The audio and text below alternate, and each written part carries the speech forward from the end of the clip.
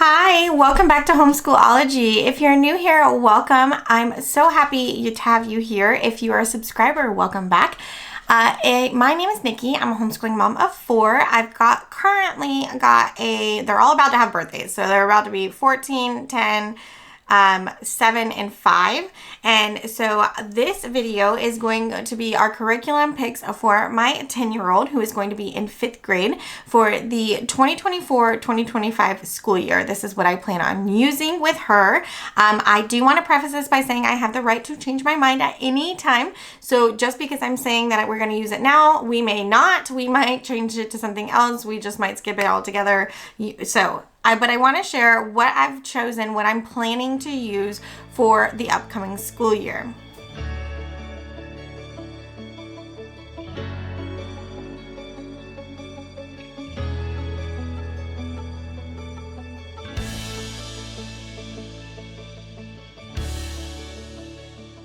All right, so we are going to start with math. So after talking with her, she wants to continue using Khan Academy's math program. She is liking it. It's working well for her. It's working well for both of us. And so we're just going to continue using that. So she will be doing Khan Academy grade 5 math for math. It's a great program. I have a video, I'll link it here, on how we use it. Reasons why we love Khan Academy math is that it is super simple to use. So if you can see over here is the list of concepts per unit, and then each unit has these little boxes and you just click on them, and it's this, as you can see, this one's only 7 questions, and they are going to answer the questions. If they can answer it, great, they move on. If they have trouble answering it, it does link directly right here to the videos that they can watch. Are the videos the most exciting things in the whole entire world? No, but my daughter loves this. The reason why we chose it is because it's so quick, it's so easy. She's in and done in 20 minutes. She has to set a timer for 20 minutes, and then if she's not finished with the quiz, she has to finish that quiz. So that's what math is going to be. Next, we're going to talk about English language arts. And so you know that this is kind of like an umbrella of items that we use, but our main part for English language arts is going to be Michael Clay Thompson. We are going to be doing the town level. I'll post a picture here for you guys. So that we did Michael Clay Thompson island level this year. It worked so great. We will be using town level next year. A couple little added pieces that we do in addition to that is sequential spelling. So she will just continue on with using the sequential spelling. And we also do word roots, and it goes along really well with the Michael Clay Thompson because Michael Clay Thompson uses like the Latin approach to learning vocabulary. So this goes along well with that, and so she will just continue using this. She's moving pretty slowly through these, but they're for a wide range of ages, so it's fine. I don't mind that she's taking a little bit longer through that, especially because we're doing the Michael Clay Thompson and it covers some of that stuff too.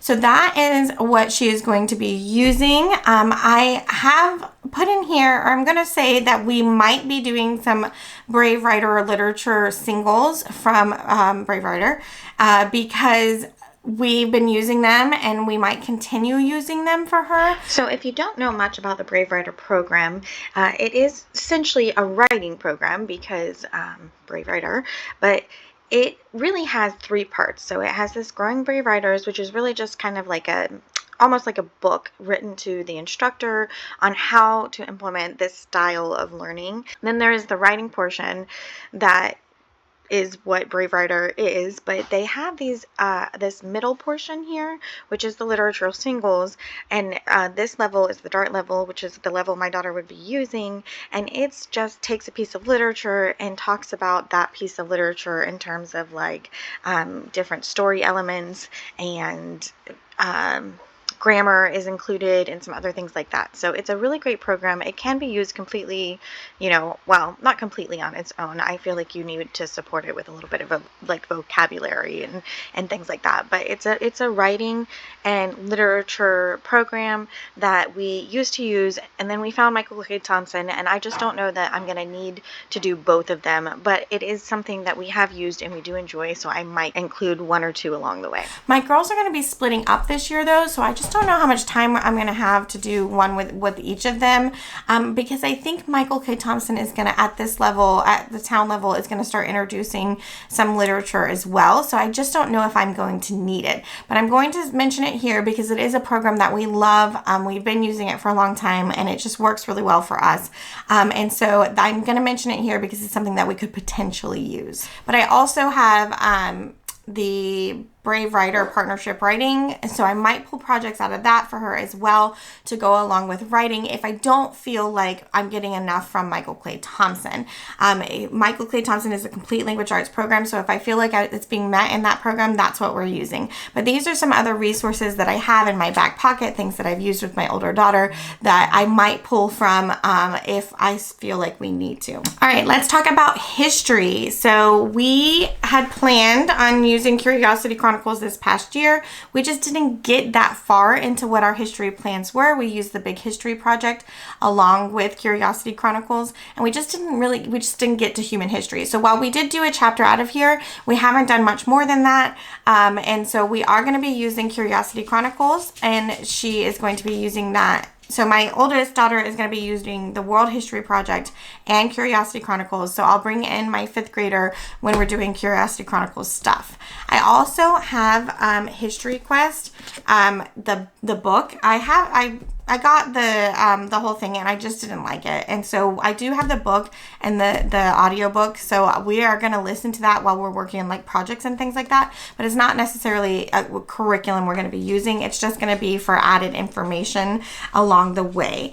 So along with the history, we are going to be using, hold on, I lost it, Layers of Learning Art Beginnings, because it goes along with history. So we're going to pull art pieces out of here when we're working on whatever period in history, because my kids love art, and it'd just be a way to make it a little bit more exciting for them.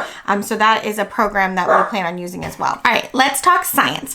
So I think I'm going to be using Mr. Q's Life Science with her. It is designed for younger age groups, but I do want to kind of start working on like independent learning with her.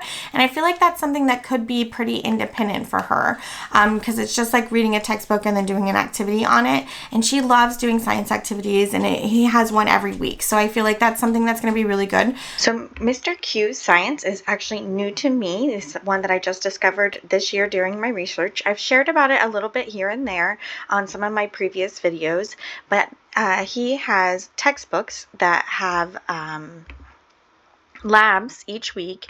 And so the life science one that I was talking about is actually free, and I think I read somewhere it's designed for like grades 1 to 2, but I'm hoping that by picking it up, she will be able to do it on her own, because it's pretty simple reading. I'm giving you an example here.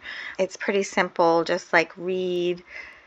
And then there are some, after you read, there's some like little matching. And so I feel like even though it's kind of a little below like where she would be, it is something that she could do on her own that would allow her to start working more on her like independent learning. And then as you can see here in the parent guide, it gives you a little bit of a review, and then it gives you the activity to do with your student, and it has the procedure, and then it gives you a document to fill out, like kind of like a lab report. But I feel like having her read and answer the questions could be something she could do on her own, and then we could do the activities together, maybe even with her little brother and sister.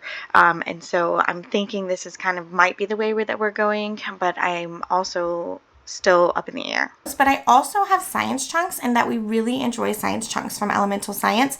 And so I will maybe be pulling things from there for her, and I might be using Mr. Q's. I might use a combination of the two.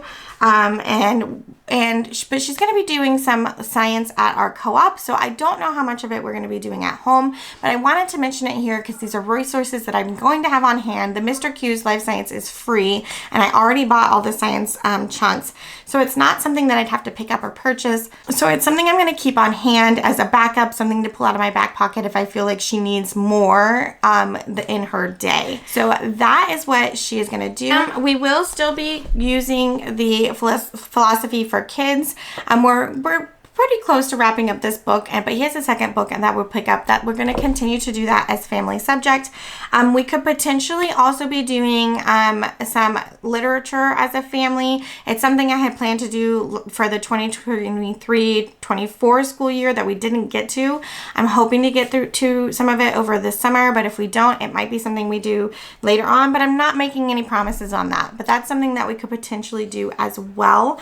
And I think that is it for her. Oh, I do want her to try to do some typing. So I do need her to try to learn some typing. So that's something that I'm going to add in as well, is to make sure that we get some typing added into our school day. And I might be picking up, this is one thing that I'm also considering, I might be picking up some handwriting for her, like Xander Blows cursive, because she's interested in doing cursive. So I think I might pick up a handwriting book for her as well. So I think that is going to be what we cover for her 5th grade year. So if there's anything that I didn't talk enough about, or something that you have questions about, ask them down below in the comments. While you're down there, I would hope you would subscribe to this channel, ring that notification bell, and give this video a thumbs up. If you've decided on anything for your 5th grader, I'd love to hear what you're going to use down below, because especially if it's something that I'm not planning on using, it helps other people who are looking to see what other things are out there. So use that comment section. Message me over on Instagram at Homeschool-ology, chat with me over there, join our community over there as well. And I hope you will come back and chat with me again real soon, and I'll talk to you guys later. Bye.